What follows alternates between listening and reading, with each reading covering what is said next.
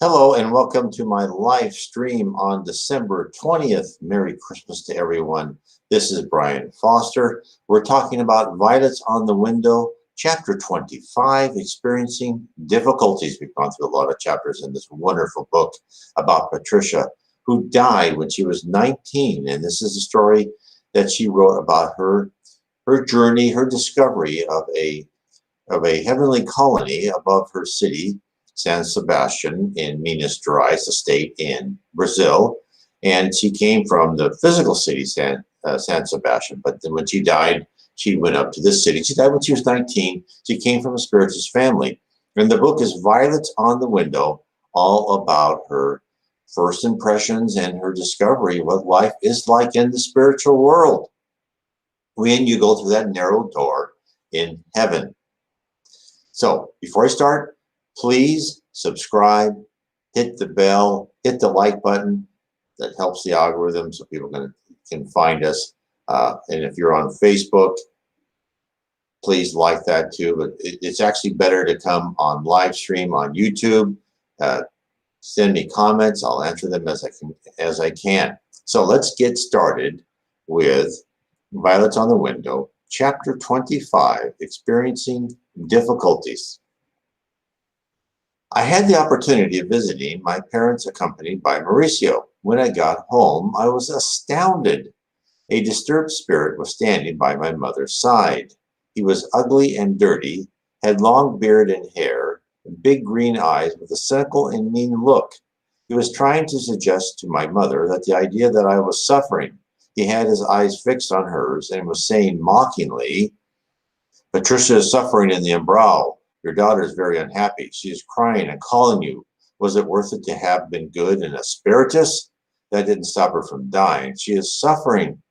"Man," I said indignantly, "how mean."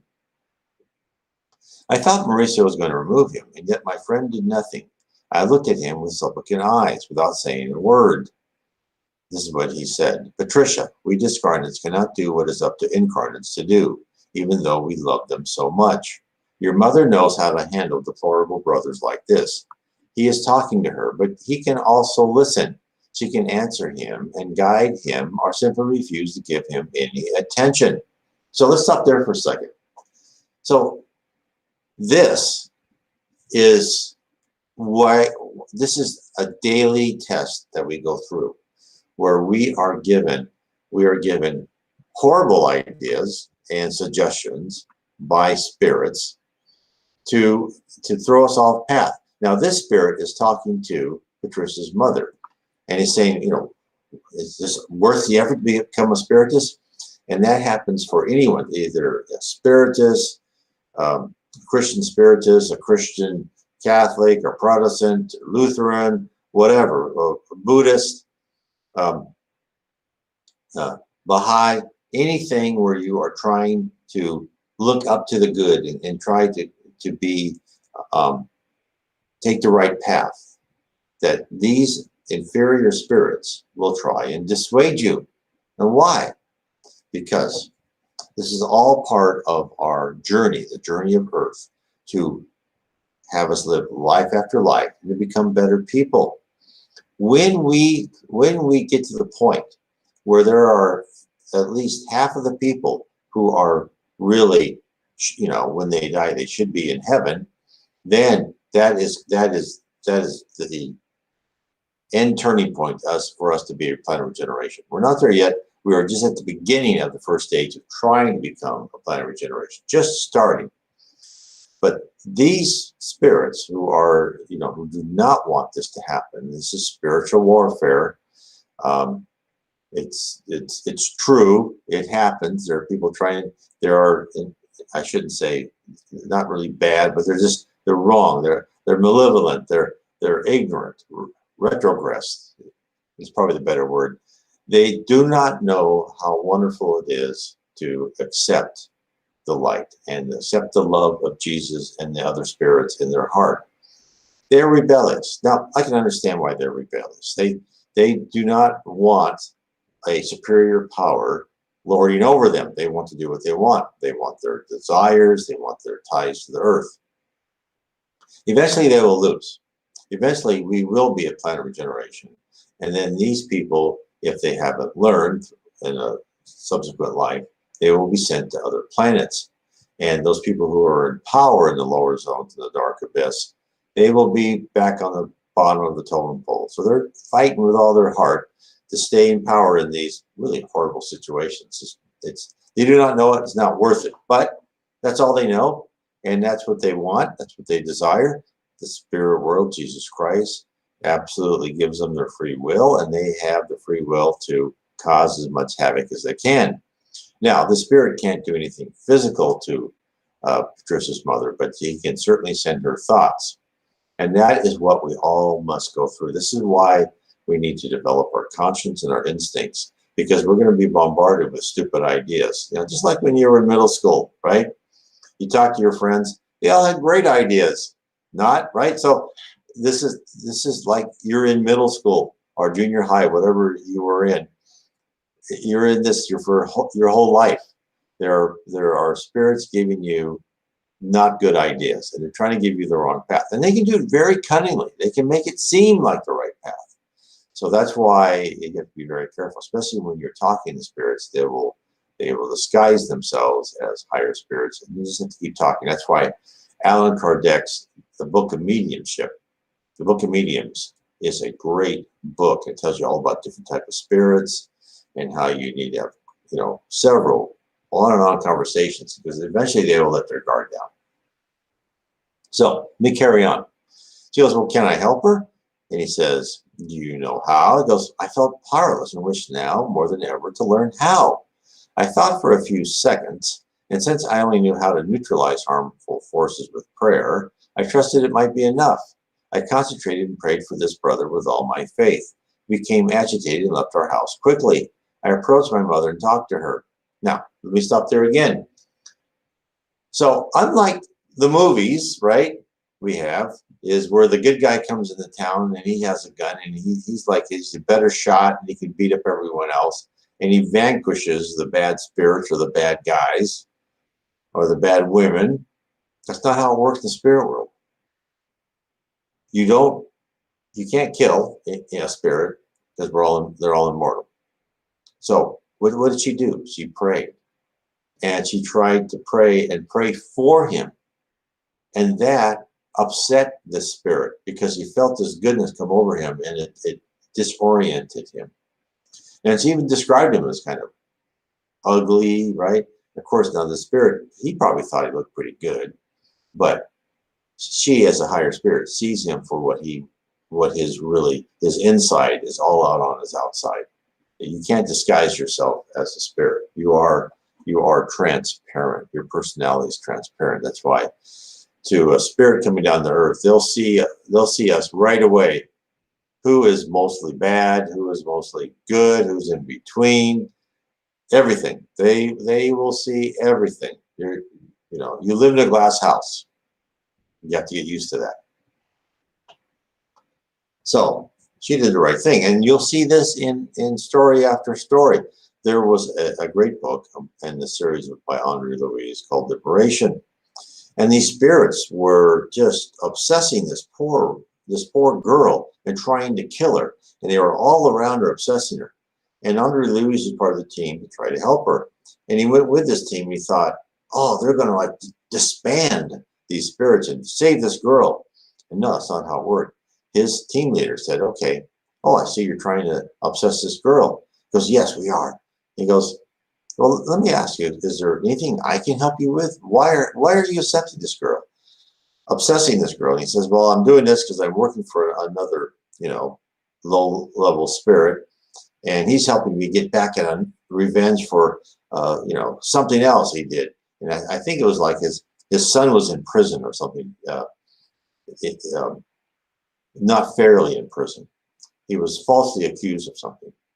And then the spirit goes, well, let me help you with that. And the spirit went and talked to the judge, and he got the boy freed. He actually helped the spirit who was working on his revenge. And as part of the payback for working on revenge with other bad spirits, he was leading the team to hurt this innocent child. And so he goes, well, I'm not going to hurt this innocent child. You just help my son get out of jail. He goes, well, can you help me rescue her? He goes, yes, but we got to think about this because otherwise he'll know. So what he did is he tried to do good. He tried to show love to this other spirit. It all made sense. That's how you fight. There's two ways of fighting evil. You fight evil with love, and for those that don't accept it, the spirit world fights evil with evil. Now, what do I mean to fight evil with evil? People are evil. It's the law of affinity. They go back and they're with themselves. And even without any spirits doing any good for them, eventually they will be in the company of people like them, selfish, mean, sarcastic, likes to do harm, and they'll say, this isn't the life for me. And then they'll start thinking and they'll get out of it. So let me carry on. Mother, I'm happy. Don't pay any attention to those who want to upset you. I love you. My mother felt better, and I was relieved to read her mind. Patricia is happy. I'm not going to think otherwise. Will he come back? I asked Mauricio. I think so, but if he does, your mother is free to listen to him or not. Let's trust her common sense. Now, you see, everyone has free will. Now, in a planet of regeneration, we're not going to have that. We're not going to have these inferior spirits giving us bad ideas. But we have that now. Why? Why do we have to live through that now? Well, because we have to learn to listen to our conscience, listen to our good intentions, and filter out the bad from the good, filter out the things that mean to do harm versus the things that mean to do good. And that is part of our training on Earth. It's tough training because we're easily fooled, right? Because a lot of times we want to hear those suggestions. We want to hear that someone's sad because they're not with us. We want to hear someone's trying to stab us in the back and we shouldn't trust them, right? Because that's kind of the pervasive atmosphere of gossip in our culture. That's what we have to stop. That's why when you think of it, so that's why it's so important to start training your mind not to gossip, not to think ill of other people. And also when you hear these things like, oh, she's doing bad in heaven, that's not true. And of course, the spirit told her she was the umbral. And of course, her mother knew she was not the umbral. So that probably wasn't going to fool her mother anyway. So when you know that there's facts, don't let them fool you. And also, if you're unsure, pray and meditate and ask your guardian angel. Ask for guidance and help from your guardian angel. But of course, this is something the mother has to go through. Then Patricia wrote, we left the room to see my nephew. He was slightly sick, not able to sleep at night, feeling the effects of harmful energies emanating from incarnates and discarnates around him. Since children are so sensitive, he felt them badly. That made me sad for a few moments. Then Mauricio said, Patricia, sadness doesn't help. Pray for him, give him a magnetic pass, disperse these negative energies. Then she said, poor baby, so small and suffering. I feel so helpless trying to help him. And Mauricio said, you can't suffer in his place. Each one has a lesson to do as part of their learning process. That's why not all discarnates have authorization to visit incarnated loved ones. They have to be ready and aware of the problems they may find. It's not easy to see loved ones in distress, particularly knowing it is not always possible to help them. And of course, Mauricio's right. And as spirits go higher and higher in the spiritual world, they begin to understand their family. They begin to understand that when their family suffers, that the problem, as I wrote about, the problem is the solution. The family is suffering, or some parts of their family suffering, because they're trying to learn a valuable lesson. And that valuable lesson may have been given in a much lighter way and manner in the past, but now it has to be given a bit less subtly, and so that they really learn what they need to learn. It's not easy learning to be a spirit who's not influenced by bad ideas, who is starting to rip out their primitive emotions. It's not easy. It's hard. We're going through this life where we have to rewire and reprogram our minds from using our primitive emotions whenever stimuli hit us to absolutely ripping those out of our foundation and then having our advanced emotions when stimuli hit us, have them kick in. So when a surprise hits, you think, oh, let me analyze that. Don't let me just physically respond, right? Or someone does you wrong, and then instead of that primitive emotion as hit or revenge, you say, oh, I wonder why they did that. So those are all, and you'll still love them. Those are all things that we must acquire. And why do we have to acquire that? Because we are going to have immense power and energy as we rise in the spirit world. Look, already Patricia in this low level of heaven can create with her mind. She can volatilate. She can move around where she wants to. She doesn't have to eat. She doesn't sleep. She's healthy, and she's going to be learning how to create with her mind. Imagine living in a land when everybody can do that. That's your future. But to get there, there's a lot of hard training. This is basic training for us. Then she said, days later, my parents went to visit my aunt. Mauricio and I went to see them again. My father was being attacked by the dark side, and with him, everyone else from our family, more than ever before. This phrase came to my mind as ringing true. Wherever there is light, darkness tries to extinguish it. And that is so true. And you know, when I say that, and I'm sure people are listening to me, and they think how primitive that sounds, right? Because you think, well, you know, this is what primitive tribes talked about with spirits and demons and all of that. Well, also the Egyptians knew about that, right? The ancients knew about that. They knew about the spirit world. And what we've done in our culture is we've tried to completely ignore it or push it under the table or ridicule it. It exists, and it will be seen one day by science will prove the existence of the spirit world. That is what Alan Kardec said in the Spirit's book. And it doesn't make you primitive or ignorant to think in spirits and angels and the spirit world. All it does is it makes your eyes open when everyone else is closed. There are so many things out in this world that are unexplainable. There's your Uncle Bob's NDE. There's the slight vision your aunt had. There's the voice in your head that told you to stop at the stoplight because or at the green light because someone was going to come through that stoplight. There are your friend that knew something about you, however, right, that you had no idea. There's all these unexplained things. And of course, what happened to me is something very unexplainable. But I finally discovered that there is a whole complex organization that is following and creating trials and tribulations for us so we can be part of that complex organization. We are really in what you can consider a very advanced simulator where we are personalities and characters who are put into these temporary avatars, these physical bodies, and we're run through this pre-programmed set of happenstances with interactions with who knows how many people. It's very complex. The computing power is beyond our imagination. All for our benefit, so we can become mature, kind, loving souls. That is a revelation that most people will reject at this point in time in our culture. Eventually, they will not. In a plan of regeneration, people will commune with their superior spirits in the spirit world much more often. It will be natural.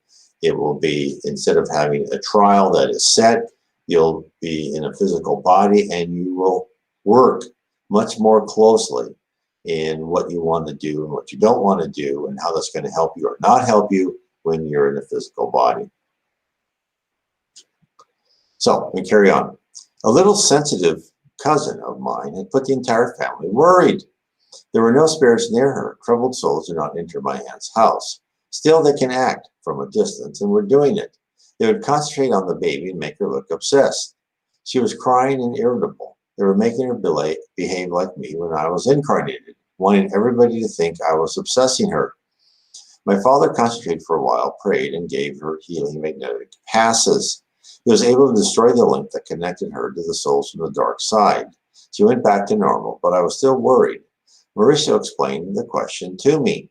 Now, when he gave her passes, what he did, and you'll see this in Spiritism meetings, and actually I actually had a class on how to give passes. Very interesting. And it's on my website, nwspiritism.com. I actually have a PowerPoint on explaining how passes work. But in essence, universal fluid is the building block of everything in the spiritual and the physical universe. And we are composed of that. But we also have our own combination, harmony, and vibration of that, which makes up all the atoms and molecules. In a pass, we have our force centers, which are also called chakras. And those are usually imbalanced, right? So you will go to a Spiritist center, you'll listen to like a half hour, an hour lecture, and then you will go into a room and you'll sit down and a medium will come in front of you and they won't touch you, but they'll wave their hands in front of you. And actually when I've done that, you could feel the energy coming through my arms. And a spirit will stand behind the medium and it will take the universal fluid. They will use that physical body to create the fluid that is customized for the target person sitting down. And you will really feel, I tell you, you will really feel better and more energized and less stress. And that's what he did. He gave her magnetic, he gave the sensitive little cousin magnetic passes. Then Mauricio explained the question to me. He goes, Patricia, these spiritual brothers and sisters need counseling. We will be able to help the situation by indoctrinating them during the disobsession meetings. But in the meantime, they'll continue to disturb them, Patricia said. He said, well, incarnates know how to defend themselves. Didn't you see how your fathers prayed and disintegrated with his mental force the harmful effects they had created? These souls will be our friends someday. So, of course, this is the other great revelation, is that what some religion thinks of eternal demons and devils, they're not. They're humans who have lost their way or still ignorant and immature. One day they will be our friends and colleagues, and they will find the light. They will be given help. Then I'll carry on. Noticing that I was still disappointed and indignant, Mauricio continued to elucidate me. He said, wisely, the Spirit Emmanuel said in one of the books he dictated to Chico Xavier, no one rescues a drowning person without enduring the whipping of the waves. The light sustained by faith and wisdom becomes stronger when it is under attack, each blow adding to its splendor. Disturbed spirits can induce us to do evil, and in this hostile environment, we can give in and act in opposition to the divine laws. Troubled spirits can harm us as we suffer with their siege. They can even affect our physical body, but at no time can they make us become evil. It's in this hostile environment that the good and loyal servant strengthens himself or herself, solidifying their will to live for God. That is why we prevent loved ones from being tested by those spirits. We might be stifling and frustrating them. They wouldn't be sure if they faced the same situation again, whether they would have the strength to overcome it. You know, Patricia, that many believers in heaven without problems indulge in illusions. Opposition and integration are integral parts of all activities in God's creation. Talking about this subject matter reminds me of the call made by the great master. Come to me, all of you who are weary and burdened, and I will give you rest. Take my yoke upon you and learn from me, for I am gentle and humble in heart, and you will find rest for your souls, for my yoke is easy and my burden is light. My friend paused for a brief moment, then continued his elucidation. Think about it. He doesn't induce us to think that he will provide us with an idle life, but just that we will learn from him that the difficulties we may endure should not be seen as punishment, just as situations of trial. If we win, we will feel the sweet taste of victory over our inferiority, and if we succumb, we will taste the vile taste of moral defeat. Now, let me talk about that. Now, a lot of people, and in fact, a lot of these spirits who are spiritually immature, or they may be, defiantly spirits who do not want to submit. And I'm sure that we've all been there. And this is something that we can't help, right? that we've probably been that rebellious. That message here so people can join me live on this. It looks like there's only way to comment as we're going. So there's a list that you can go to. Let me get back to what I was saying. So we've all been there, and and in each of us at one point in time, we said, I'm not going to submit to the spirit world. I'm not going to let Jesus Christ tell me what to do. I'm not going to, bow my head down and be humble like a child. I'm full of pride, and right, and their pride and selfishness has tripped them up all the time. Well, I can understand that, and and people don't want to admit there are superior organizations about us and superior to us that hurtful to a certain extent. So what happens is then if you're like that, then you never progress.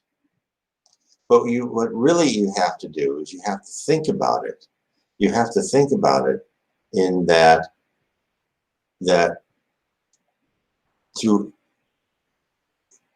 advance, that's the right word, to advance, to ascend in the spiritual hierarchy, you need to get that first step, just like Jesus said, gentle and humble in heart. What he really means is you have to get rid of your preconceived ideas. You have to know that I have a lot to learn. I don't know anything. And you have to accept and start taking to heart the training that you are given. And set aside your ego. It's really difficult to set aside that ego. But why do you have to do that? Because, as I said before, your future is so grand. The higher you go as a spirit, think of Jesus. Now, Jesus started out like us. He may have been rebellious at one time. Well, think of the power Jesus has. He guides. He guided the creation of our planet. He guided the evolution of the plants and animals. He's the one that helped create the cultures of Atlantis, Lemuria, Rome. He created and he destroyed, always resetting us so we can have a firmer foundation. So this is so important that we do that. So it's so important that we humble ourselves, because it doesn't do any good to do anything different, because you cannot. The spirit world holds all the cards. The spirit world, this physical world we are, is a subset of the spirit world. Our physical body is just a temporary body. We'll go back to spirit world. And in the spirit world, we are interpenetrated, we're permeated, we are part of the spirit matrix. We are part of all that. And we can only roam and we only grow depending on our character and our attitude and our personality at the time. And if we have the will to learn and the will to intellectually broaden our horizons, we will be given every opportunity to do so. But we can't approach it like, I know more than you. I'm better than you. I'm superior to you. No, you approach it like, okay, I have a lot to learn. Because when you see a spirit that is brighter than you, that person got there because of their hard work, not because they paid anybody or they bought a more expensive garment to make them appear brighter. It's because they went through the training and the trials and tribulations, and they put in the work. And that person should be listened to and admired. And it's easy for me to say, but even I sometimes think, oh yeah, oh come on, am I that stupid? And the answer always comes yes, right? I am. So that is extremely important, is that we do give ourselves like humble children, and we take the effort to learn, and we want to learn. That you will be so immensely rewarded once you take that first step and you throw away your ego and you stifle your pride and your selfishness, and then everything will start opening up. It really is an important first step. So then he said, Mauricio went on, he goes, think about your own case. You were born in a family not unlike millions of others. You came to the physical world, then left it, and didn't leave any marks. When you heard and read about the improvement of your personality, you woke up to the development of your human potential to become consciously good out of your own spontaneous and free will. You had sensed and will know with full details in the future that the end of your life in the physical body was going to be more or less difficult. However, your constant exercise and good attitude, you paid off your past debts and passed over peacefully. Actually, you did not even see your passing. When you woke up, you were among friends. Mauricio's silence, and I began to reflect on his comments. My friend was right. I thanked him for his precious lesson with a smile. So I guess she was kind of said, oh, we're going to make it a little bit difficult. But given the fact that she had always maintained a good attitude, they made her passing simpler. So it's another thing I want to have everyone make sure. When we are given our blueprint, our program for our incarnated life, and we know the big events, right, are going to happen. The small events could be chance or whatever like that. But the severity of those things is still dynamic, and it's based upon our free will. The better we act, the more kind and wonderful we are to other people, the less severe our future trials will be. Maybe some of them may not even happen. No promises.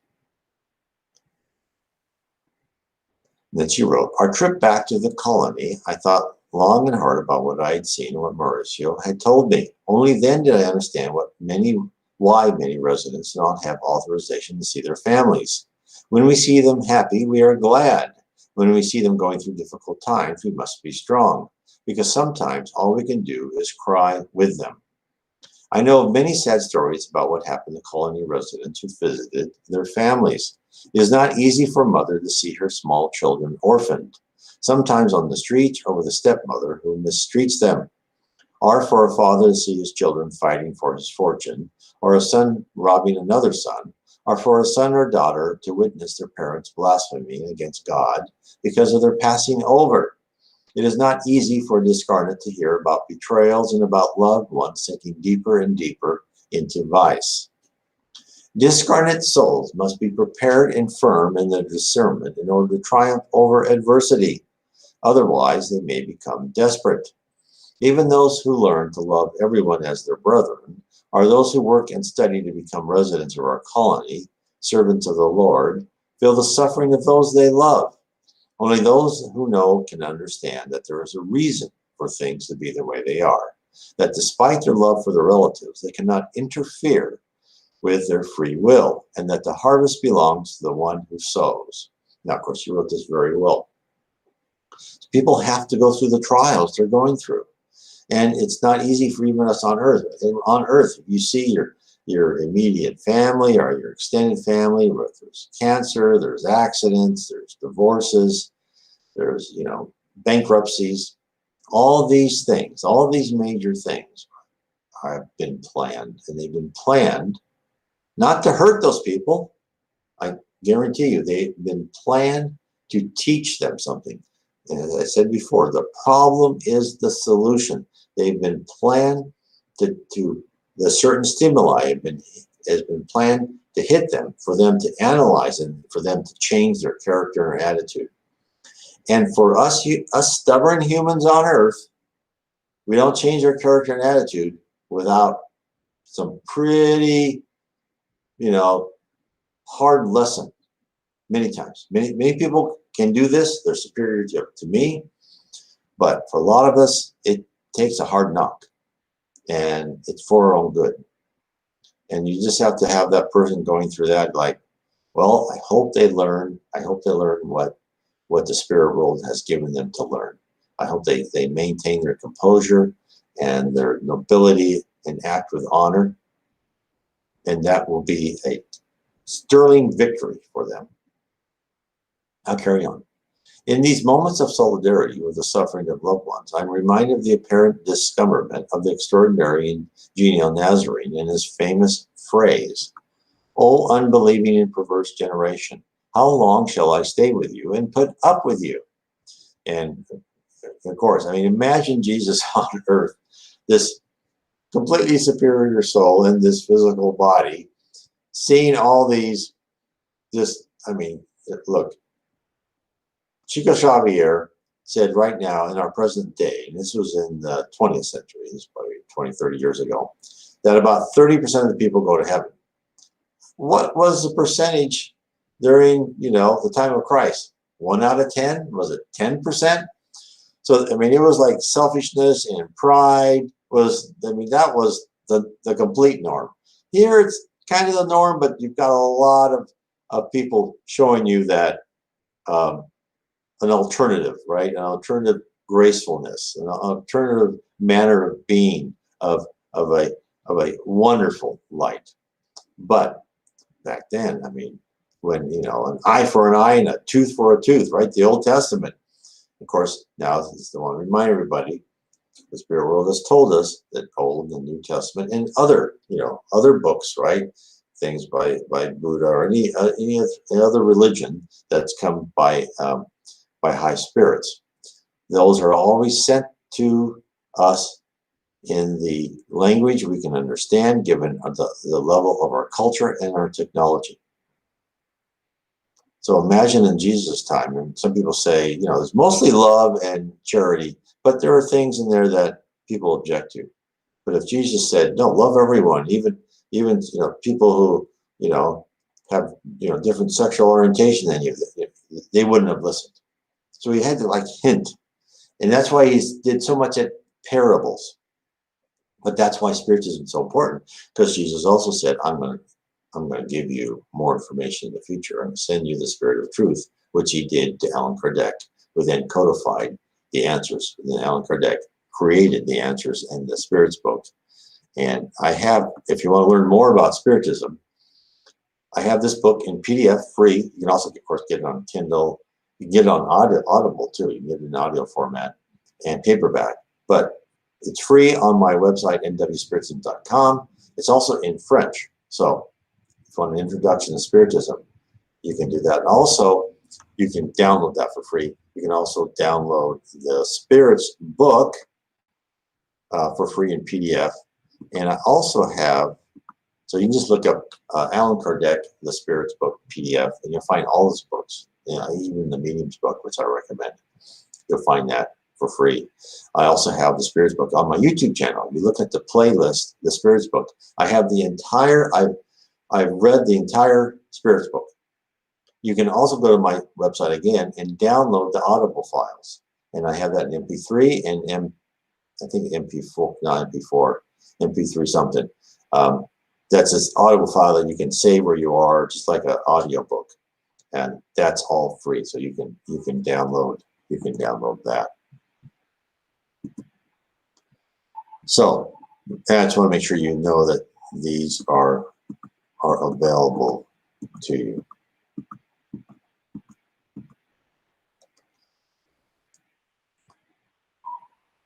Let me finish up here. So, as I was saying, Jesus, Jesus is just a magnificent person, and he's so much more than the wonderful, kind carpenter that we know of. He's also the executive, the CEO, the general manager, the president of the Earth and other planets besides. He's also a loving, wonderful person that really wants all of us to succeed. So I finished what she said. She goes, over the years, I have ardently wished to be able to help them or to suffer in their place. But I know I cannot do somebody else's homework because I would be preventing them from learning. My understanding is that a person's soul is a lack of mercy when he or she deprives someone from growing. Therefore, every time I sense my family has a problem, I pray and send messages of patience and encouragement for them to make optimal use of the lessons that come with that problem. That is a wonderful way of doing it. That's very brilliant on your part. Is when your family has a problem, send them, pray for them for patience and encouragement. That is great. The difficulties we overcome spur us towards progress. Problem solved, lessons learned. So, now I want to say that's the end of that chapter. And we will commence more next Sunday. Remember, on Sundays and Tuesdays, we do live stream. On Sundays, we are still going through the Patricia's Violets on the Window. And on Tuesdays, we're going on the Spirit Francesco, A Wanderer in the Spirit Land. Very interesting and very enlightening, a different point of view. So again, please subscribe, hit the bell, hit the like button, and tell your friends. Please share this video. Tell your friends about Spiritism. It explains so much. It explains why good things happen to bad people and bad things happen to good people. It's all about past lives. It's all about the lessons we must learn individually. And if we take to heart those lessons, we will ascend in the spiritual world.